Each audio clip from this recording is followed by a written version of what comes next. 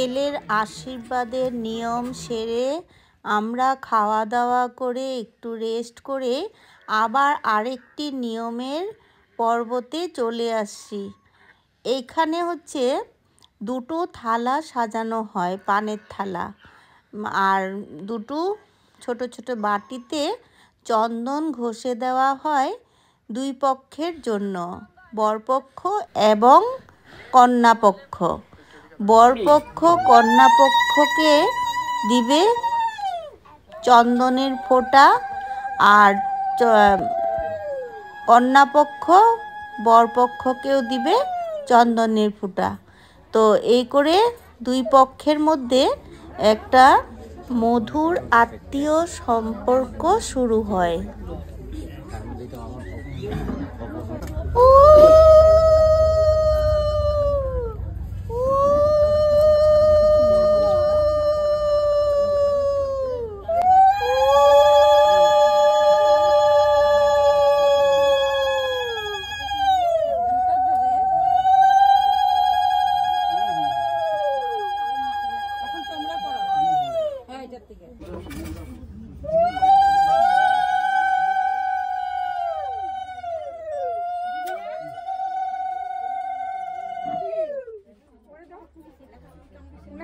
Mobile করতে করতেছে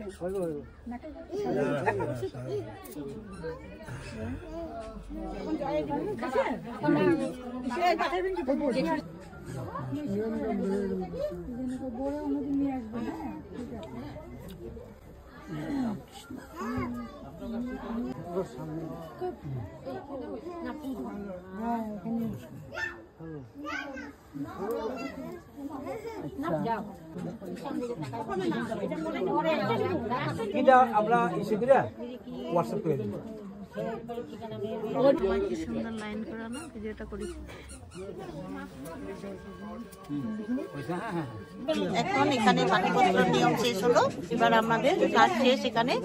তো এবার আমরা যাব।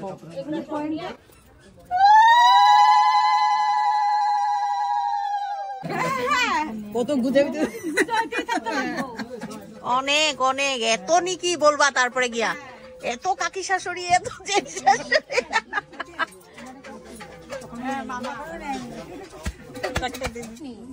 ভুলে গেছে মা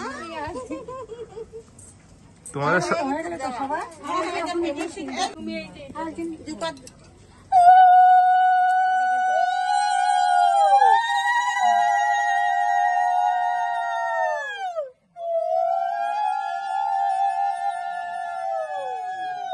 তো বন্ধুরা, আমরা এবারে আশীর্বাদ করে এসে হোটেলে ঢুকেছি। চা খাবো আমরা।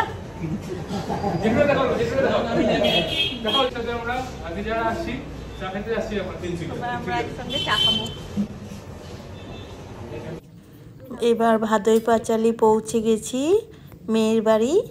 তো ওকে আজকে নিয়ম করে আমরা 5 জনে মিলে নিয়ম করে ধান দুব্বা দিয়ে আশীর্বাদ করে নিচ্ছি। তারপর আবার ছেলে পক্ষ থেকে যখন আশীর্বাদ করতে আসবে তখন আবার আশীর্বাদ করা হবে।